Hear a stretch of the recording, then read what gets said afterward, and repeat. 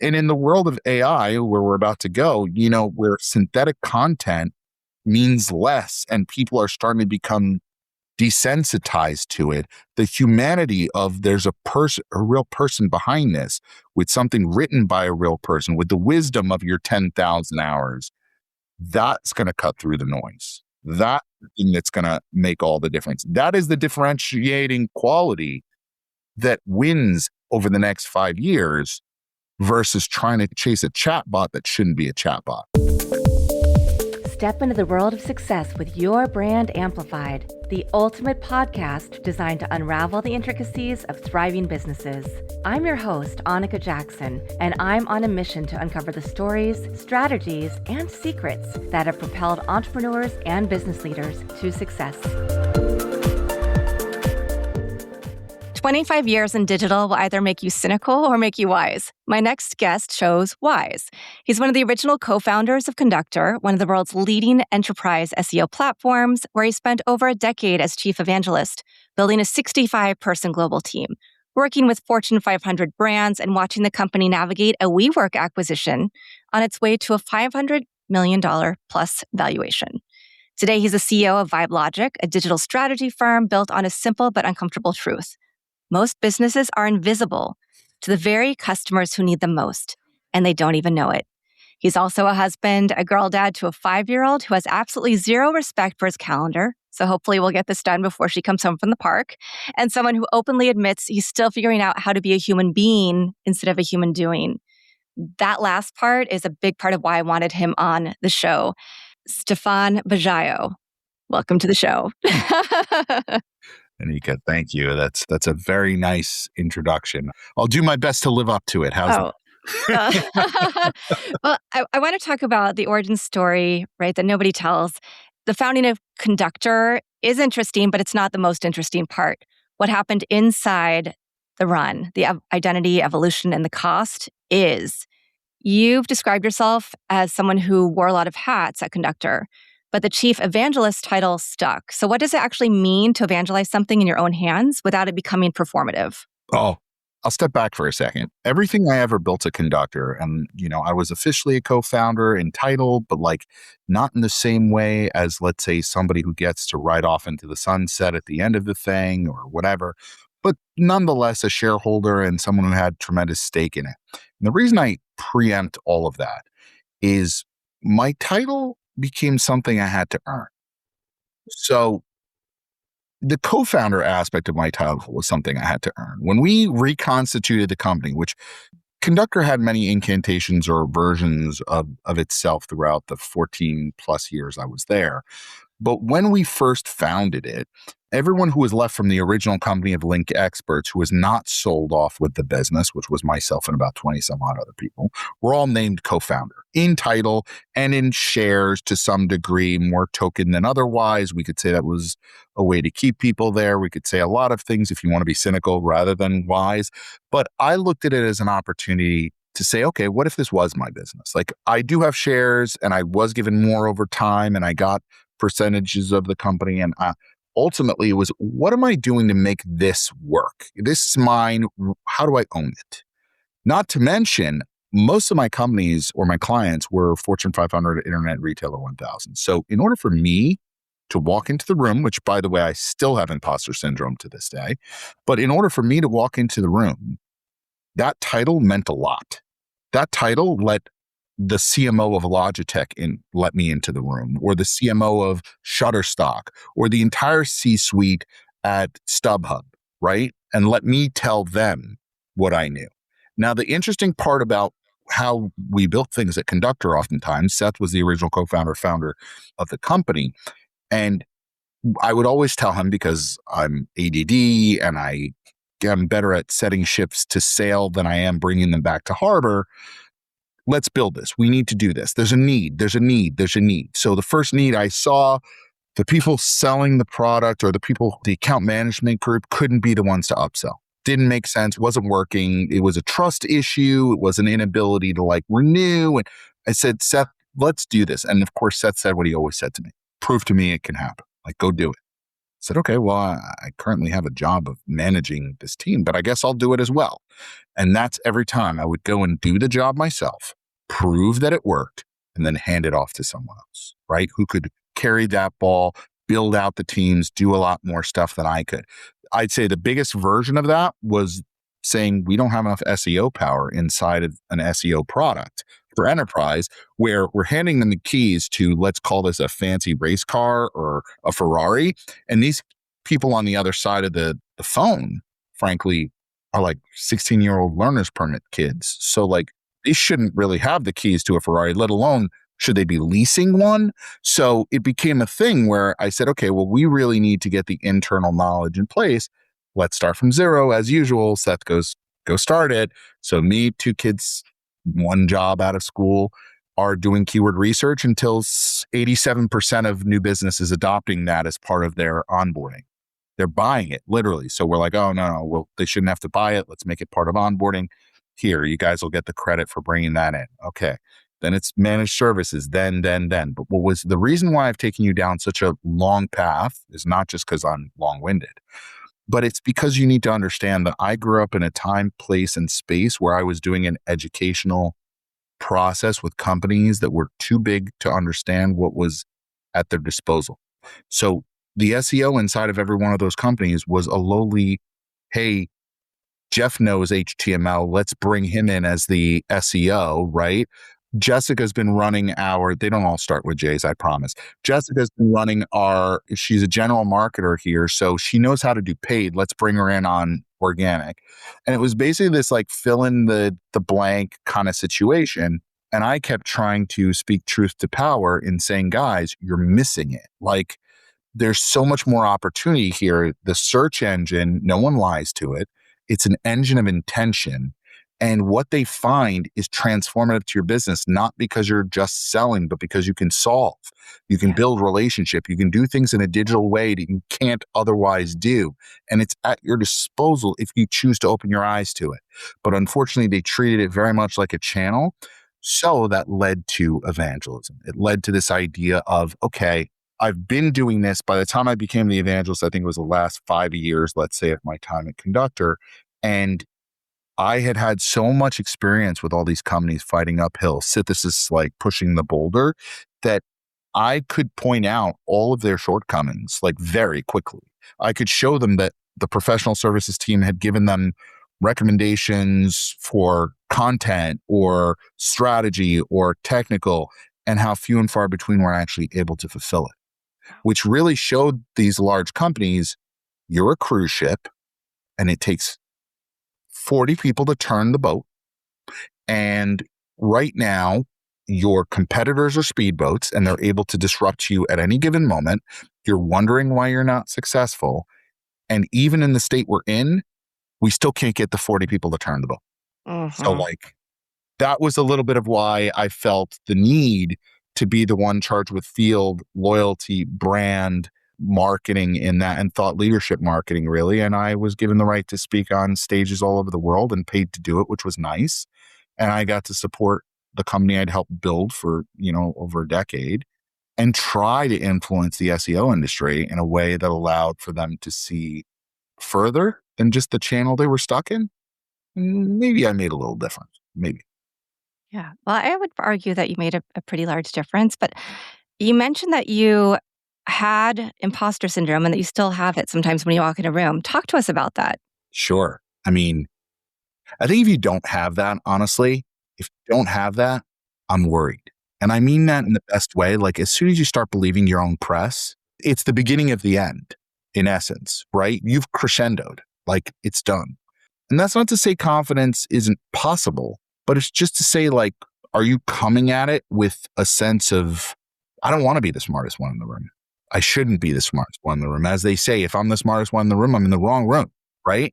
So of course, I know walking in, I've had a tremendous amount of experience, but I'm never going to use it as a sword. So that's not my approach. And then B, I think you should come to the situation a bit humbled to be able to have the right kind of conversation you want. Now, that doesn't mean you don't jump in. And God knows I've scared a few executives many a time jumping in. There are some WeWork stories in other cases where I probably scared Seth and others in my jumping in. But luckily they turned out well. And in other cases, fairly well. So I'd say, being cognizant of that, I'd rather live it that way. Maybe that's not the healthiest way to be, but I'd rather be that way than thinking I have all the answers. Yeah, that's fair. I don't know that I would call that imposter syndrome exactly, but I will say that's very valid. Let me put it to you this way. I have earned my spot in the room, but I never feel like I have. And that's the aspect of imposter syndrome. I will still get butterflies before I get on stage. And then I will blank out, do my thing on autopilot in a weird way, not remember what I said, get off stage, and people will come, not always, but mostly, and say, that was awesome. I can't believe that. That was well said. This connected, that connected. I'm like, do we have it on video? Because I don't remember a thing. Right? Well, this could be a whole other conversation rabbit hole we go down for another episode, but I completely get what you're saying, because you can have knowledge and you can be at a great place in your career. You can have built a lot of things, help people, but also know that you still have a lot to learn. And also, I think those butterflies are still important, because that is the excitement. I still get excited and butterflies when I'm doing my podcast, because I'm really excited about the people I get to speak to and now have a new friend, right? That I can. I'm excited. I've been excited to come on here for a while, so I'm stoked. So you mentioned WeWork. So let's talk about the WeWork chapter of the business. You survived an acquisition by a company that was also imploding. That's not a normal founder experience. It's not a normal acquisition experience. So talk to us a little bit about what that was like, what happened, and what you did after. Sure. So I think it's even more interesting in that Seth and Adam had a relationship, right? They both were at Baruch in, I think they were both getting their MBAs. They were both told that their ideas would not amount to anything at the time. Seth was trying to push online therapy in a time and place where there was no, I don't even know if high-speed internet existed at that point, so he might have been way too early. And Adam was selling onesies with knee pads for kids, because he ended up having 5 kids, but where he felt like that would be valuable, right? Neither of which ended up being successful. So I guess Baruch wasn't wrong in that respect, but both of them would be prolific entrepreneurs. So whatever. What ends up happening is Seth randomly goes downstairs to go cash a check or put a check into the bank. I don't know what the story really is, but ultimately he bumps into Adam. Adam's looking at space for WeWork in 2 Park Avenue, where Conductor was based. They bump into each other in the lobby. Oh, your office is here, so on and so forth. Seth brings him upstairs. Our place was always startup-y. 2 different brews on kegs, razor scooters throughout the office, beanbag chairs everywhere. Adam, 6'4" Israeli dude with long hair who comes in. I don't even know who Adam Newman is.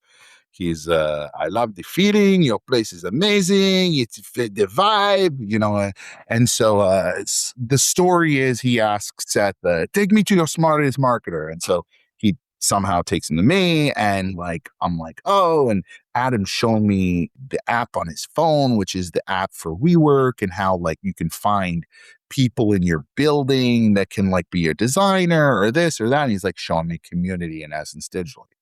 And so I'm like, that's great, but don't you have multiple buildings? He's like, yeah. And I'm like, so what if I want a designer from another building? Or and he's like, oh, well, we don't have it. And I'm like, well, I just do what I do, which is essentially connect dots and look at systems that I think are unoptimized and go how could we do this better? Or what's a different way of looking at it? Because I don't tend to look at things from A to Z. It's just my nature. So I see this and I just sell. And the next thing you know, he's like, okay, you're going to sell us. And I'm like, what? He's like, there are 4 days until Thanksgiving. So I'm like, oh shit. And so later he leaves and they're like, do you know who that was? And he's $1 billion CEO. And I'm starting to understand what WeWork is. And the next thing you know, it's we're putting together a pitch for them to become our client, not for any acquisition. So I end up sleeping at the office, which has never happened otherwise. I think I lived at the time in Stamford, Connecticut. There's no way at 4 a.m. when I was done with the pitch, yeah, could go back home and come back. So I had to pick up Seth at his apartment at 8 a.m. to make it to the meeting. We ended up going and we sat there on the floor in one of the main WeWork offices while we watched Adam give a town hall, whole company. For context, at this point, they might have been 3,000 employees. For context, when we leave the organization, there's 13,000.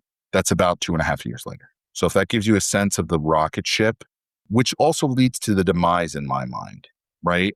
So essentially, we get them as a client, we build an SEO team for them, we build a content team for them, we build out like 13, 14 people that are on my professional services team, but serving specifically WeWork. And I'm having arguments with Adam about the term co-working and that, yes, we have to use it. And I don't care.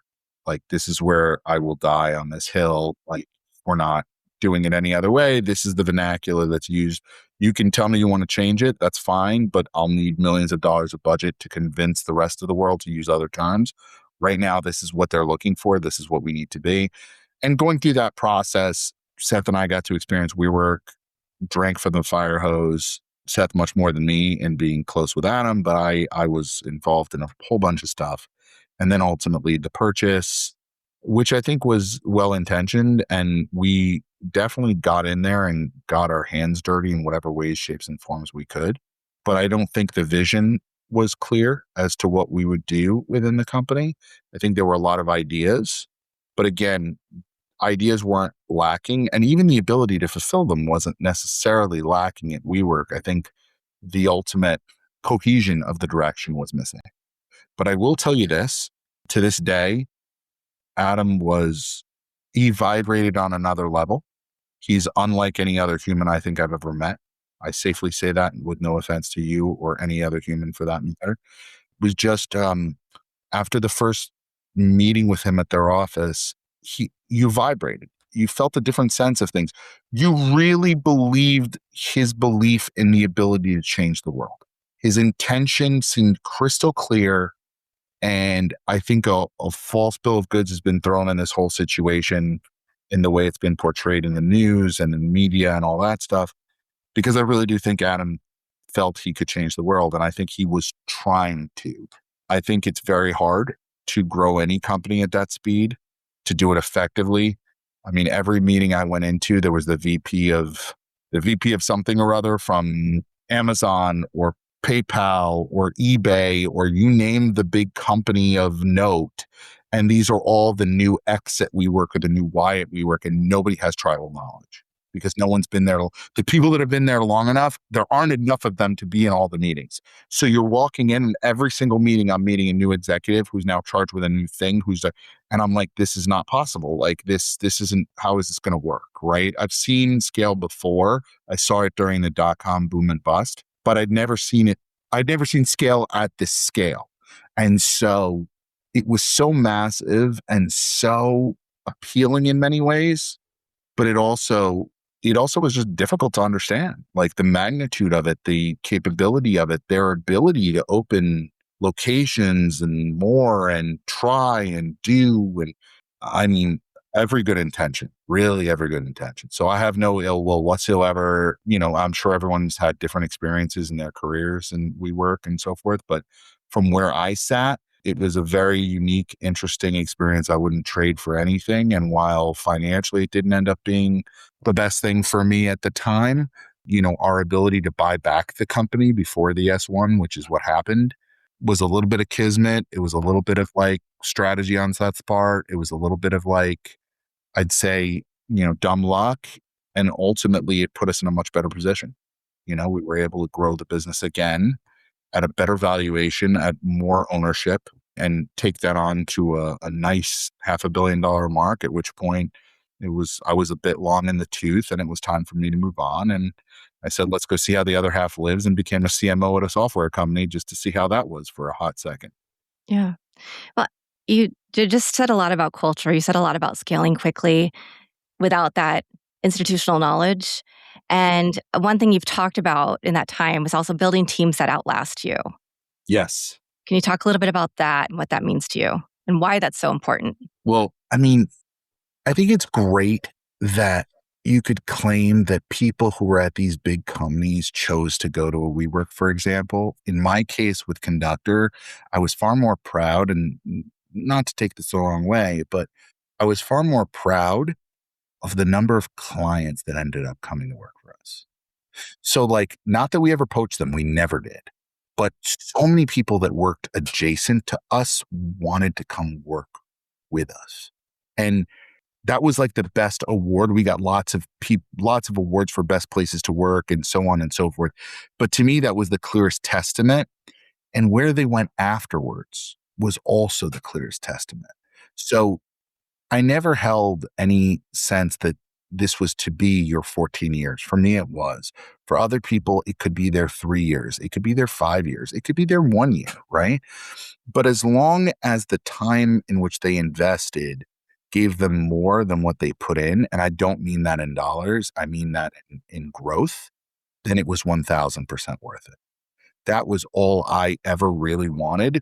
That's not to say I don't care about the KPIs. It's not to say I don't care about the business. It's not to say any of that. But it's only to say, like, those things are fleeting. The change an individual has, right? It literally is. Time is the only asset we have that's irreplenishable. So even though you can get paid, and I knew we wouldn't pay the most, we wouldn't pay the least, but like I knew someone could always get, and I used to say this to people in interviews, you can probably get more for your hour somewhere else. The question is whether or not you will get the value of that hour in a different way. So oftentimes I would sit with teams, whether it was, and I don't even like skip level. That concept bothers me. There's no level. I like to flatten things and just say, we're all a team now, let's talk. But when I would go and look and get in conversations with people, especially at the beginning of them coming on board, I not only wanted, and I probably broke 1,000 HR rules by doing this, so earmuffs any of my old heads of people, but I would say, hey, listen, a year from now, we're going to be talking about X, Y, or Z. And it's going to be, you were able to accomplish this in the business, that in the business. You don't even know what you want to accomplish yet. You're too new to know that. But as a person, personally, what do you want to grow? How do you want to be different? And you get really interesting answers, especially if someone had a lack of self-esteem, which often happened. Get into that and say, okay, I don't feel comfortable speaking in public. Okay, well, that's great. So how about we do this? How about we say that by the time the years come from now, you will have presented in front of at least 50 people or more. And we will work our way towards that. We're not going to I'm not going to drop ship you onto a stage and be like, dude, this doesn't even have to be a stage. Could even be just to our team plus, right? But we're going to get to a place where you're going to feel more confident in that. And I used to also draw on a whiteboard a circle, and I would say to the team, this is your comfort zone. I expect failure. If you live within this comfort zone, no failure will happen. And you can very much live the rest of your year in this zone. The problem with that is there's zero growth there. If you don't move 1 foot outside, and I'm not saying run 50 meters outside your comfort zone. I'm saying 1 step outside the comfort zone, go back in. 1 step outside the comfort zone, go back in. And if you keep doing that across the diameter of your circle just grew by 1 foot. Your confidence just grew by 1 foot. Your capability just grew by 1 foot. So can you do that over and over again? And can we memorialize those things? Oftentimes, I think executives look at these situations. I actually told people I wanted them to, quote unquote, update their resumes, different way of saying it, on a monthly, if not quarterly basis. And I didn't mean that as in like the bullet points that literally go on your resume. I want to have a lot more written there. But after 14 years, and I wish I did this myself way earlier, if you ask me what happened in Q3 of 2017, how am I going to tell you? But I might have given travelers a great strategy at that point as to how to execute their content. Or I might have gone to Uber and saved the relationship based on a pitch. Or I might have had a really meaningful conversation with the CMO at Logitech about how product naming conventions needed to consider search in them. All of those things have happened, right? But I'm not going to remember where, when, and how. And because I haven't commemorated them, now with AI being even more important, I wish I had, because that knowledge, and I like to say this in the most humble way, I've gotten to this gray-haired moment in my career at 47. Maybe I shouldn't have as many gray hairs, but it was the stress, where I've forgotten more than other people have learned in marketing. And that's not like a brag. It's going to happen to all of you in your careers. And it's a weird thing. It's kind of like getting older, right? But the question is, do you have that written down? Is it anywhere as expertise? Is that wisdom just exist in your brain, or can you actually put it into something that a GPT could work off of, or something that you could actually use from an AI wisdom perspective that's unique to you?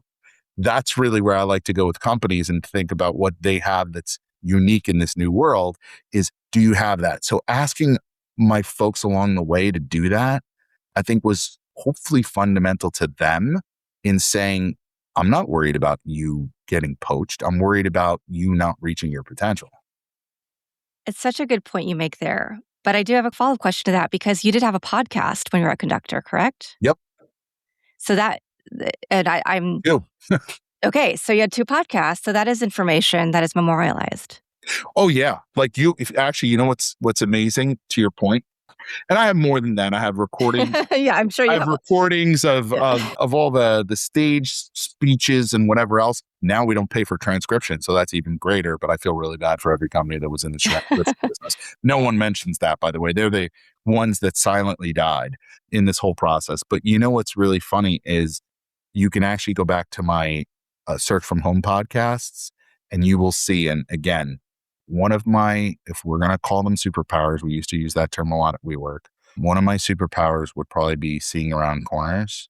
It doesn't mean I'm clairvoyant. It doesn't mean I have a crystal ball. I just tend to see dots a little differently. And one of the things I was saying during that time, because Seth said, start a radio station. I'm like, a radio station? Like everyone's at home. Everyone's like, when COVID happened, like, okay, I guess I'll get a guest every single day, which I did for 2 months straight, almost every single day. Maybe I missed like 4 days out of 2 months. And those were all like head of SEO at this, or, person who's charged with search there, right? Big companies. But they were all at home too. And they were friends and clients and everything. What was most interesting is that you'll see the conversations of COVID, which are literally, we're talking 6 years ago, right? And you'll hear me say like, no, I don't think we're going back to the office for like 3 years. And you'll see my number 2 at the company, who is a really good friend of mine, one of my best friends, Pat, say, you're nuts. Like, we'll be back in 3 weeks. You're being cynical, right? Like I was being told I was being cynical because I wasn't seeing that primrose path. But I was also seeing like South Koreans on the street in full PPE spraying down the sidewalks. And I'm like, they've had SARS and they didn't do this. So like, this is another level. You got to look at the bigger picture. I know what we want, but what's reality is a different thing. And I think we let our emotions sometimes lead the perception of what we want to have happen versus what is happening. And that example it really applies to SEO and AI search. Nice. Look at the pivot, folks. Look at the pivot. We will get there.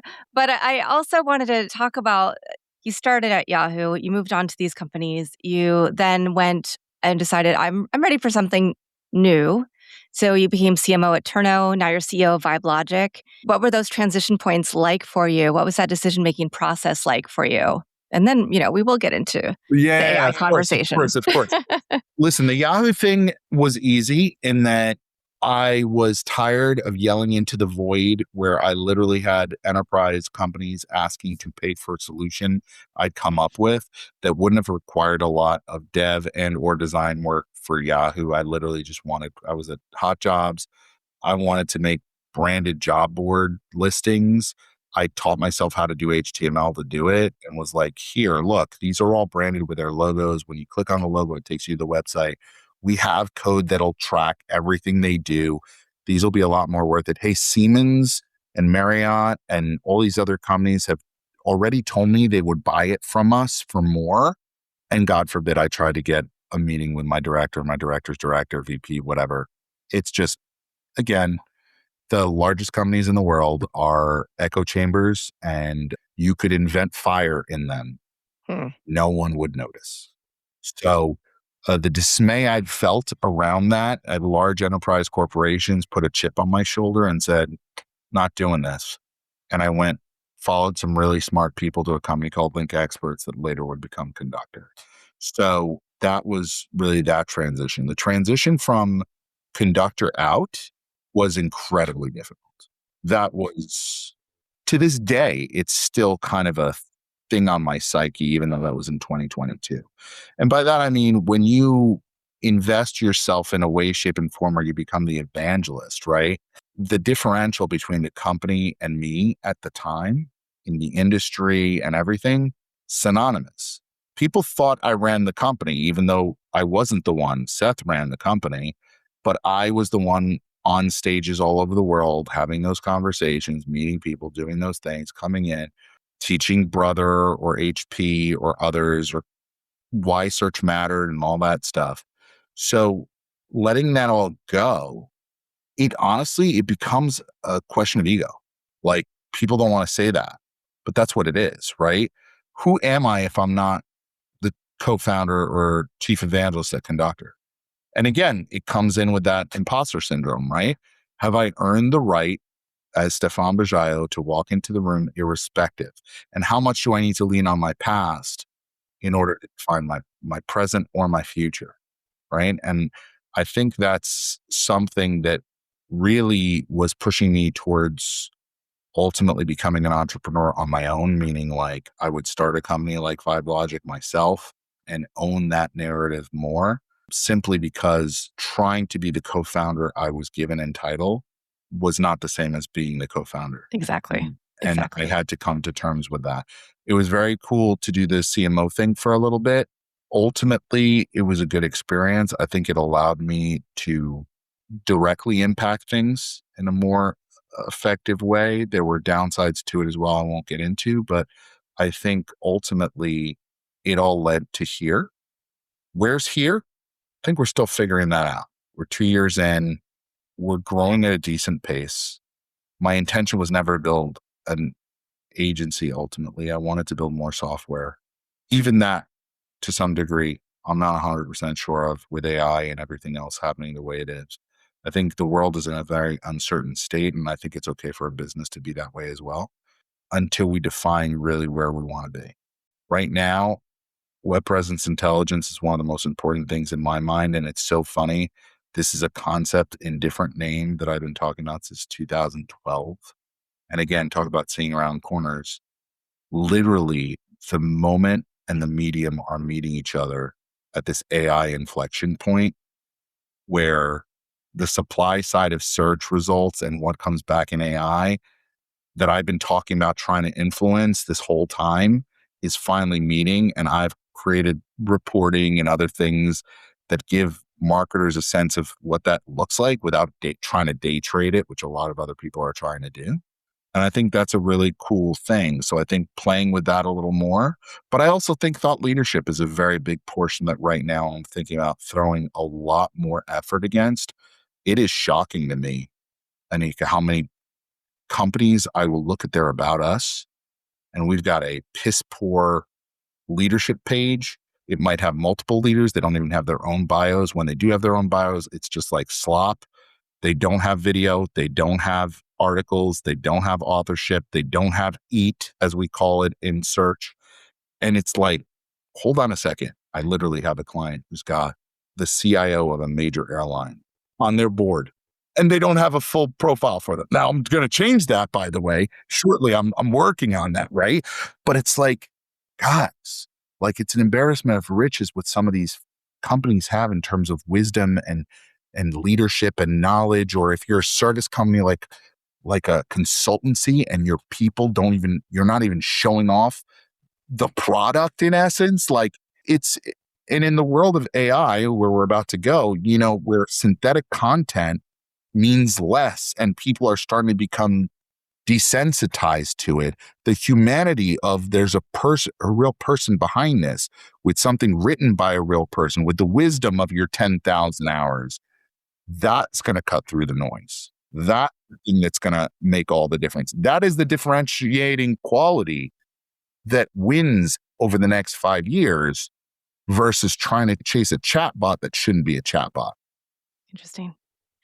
One of the things you mentioned was thought leadership. You've been on a thought leadership journey yourself, even though you have this entire pedigree, 2 decades of experience. You mentioned before we jumped on that you're on a little bit of a podcast tour right Yeah. now, and I'm your maybe 30-somethingth interview. Way to make it seem like, I'm dating all the podcasts. No. But I think it's a really great strategy. It's what helped me get the .com for Your Brand Amplified, which I've talked about before, because my podcast, somebody else had it who had, it was a redirect to a branding company in Australia. So they weren't really using the name. I had it trademarked in the US, and my podcast was in the search. And so people are probably going to that person and not getting the right results. And he was getting a lot of inbound requests to be on a podcast that wasn't his. So it worked out really well. But I also acknowledge that I still have to look for articles that I can be quoted in. I still go on podcasts myself. I still go speak at conferences, whether it's about AI, about podcasting. You still have to do these things to be relevant. And I do have an algorithm that I use, like a model that I created to make sure that my guests are truly prepared. And the number of executives who are pitched to be on the show, and I can't find any interviews they've done. I can't find the proof that I need to make sure that they're really going to provide the value to my listeners. I scored okay. Oh, you were very high. I could actually tell you. Is there an actual scoring model? Because I would love to know. There is an actual scoring model, yes. Oh, here we go. Now we're playing my game. Let's go. Yeah. Well, yeah. So we won't get into all of it right now, but because that would take too long. but I do, I have certain points. And you are, and I can, I'll definitely follow up with you. But you were a strong yes, book immediately. Oh, nice. Okay. Yes. I got past the AI overlords, but yes, you did. But but let's talk about AI, SEO. Let's do it. I've spoken to people who say SEO is not important instead, but I've seen the other side where it really is that, well, what do you think? Where is generative AI getting the information from? Exactly. Right. So I say it's dead with a tremendous amount of sarcasm. In fact, I think most amount of New York sarcasm to that statement that I possibly could bring. Okay. So please spare me. I've heard this more times than anyone. Okay. It's so dead that voice search will kill search because, how those Alexa recipes working out for you guys, enterprise companies who built them, who couldn't get as many marketers in their own companies to use them as I think they had. Okay. So how about mobile? That was supposed to kill us, right? Like M dots were lost. And how about every black and white algorithm, Panda, Penguin, you name it, like each one of those algos was supposed to kill off SEO. Google Plus should have killed SEO.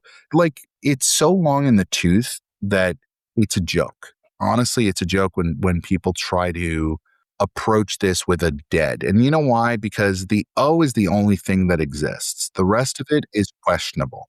So search engine, dumb name for it, okay? A search engine originally was just supposed to be an engine you search in. It happened to become Google by synonymous nature, right? Just like Kleenex and so forth. But the reality is, like anywhere you search is a place that you can optimize for. But you can only optimize for it if you have the data. If you don't have the data, if you don't have the information, you don't have the wisdom, you don't have the capability to express that you have that knowledge, then it's impossible for something else to recognize that and take it and synthesize it in whatever way it's going to. So this concept of and I use this on almost every podcast, so forgive me if you've heard me speak before on this, but the only people winning right now in this LLM chase are the people selling you the pans and the picks in the gold rush. Okay. They're the only ones who made money during the gold rush for real.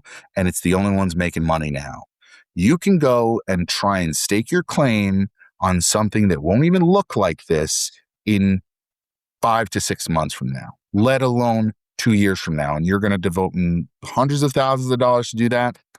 Congratulations. I'm going to tell my customers, clients, people I consult with to go spend their time focused on what sits within the walls of their website, their ability to be consumed by whatever comes next. Because whatever comes next shouldn't be a chatbot. It's a very rudimentary and kind of dumb mechanism when you think about it, right? Like, it's kind of a chatbot, but it's not really a chatbot, these LLMs. And it's not very visual, let's be honest. There's agents that play a whole other factor in this that are a bit confusing in that, like, I think Apple was probably the smartest ones in this whole story. We don't care about the agents. The agents are a means to an end. The data matters more than anyone. And the people who have access to the data and control the moat are the ones who win. Apple said, we're not going to be in the agent mode. We will with Siri, but our agent will have access to all the data points you need to connect to make the experience that you're looking to have. So when Anika and I are supposed to have dinner, where are you based out of? Los Angeles. Los Angeles. Oh, even more reason for this one. So Anika and I are supposed to have dinner. Are you into sushi?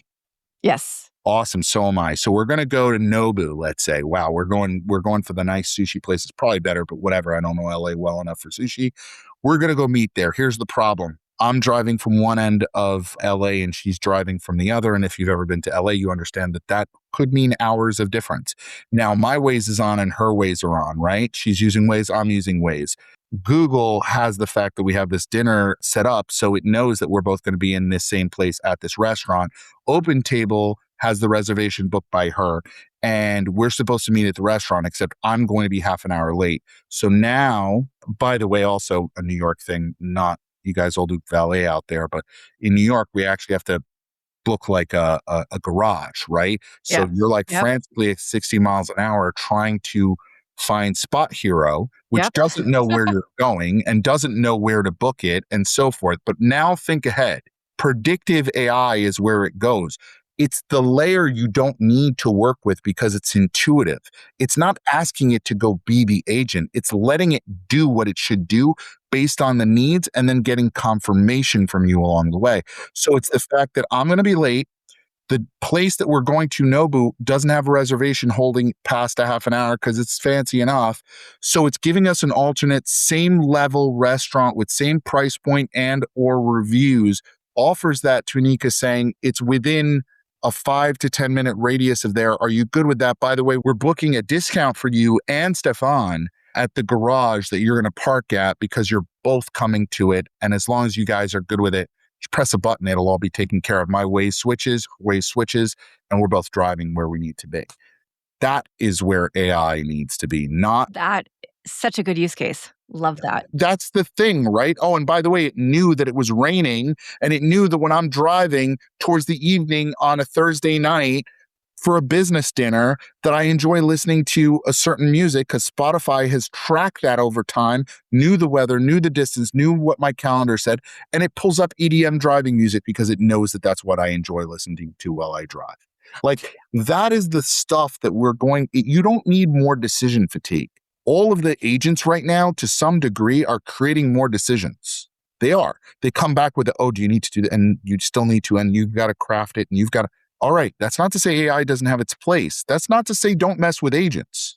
But let me just flip the script for you for a hot second. I've lived in a world where I'm trying to convince execs to listen to SEO tech, and the translation didn't exist naturally. So what did I just do? I literally am launching this.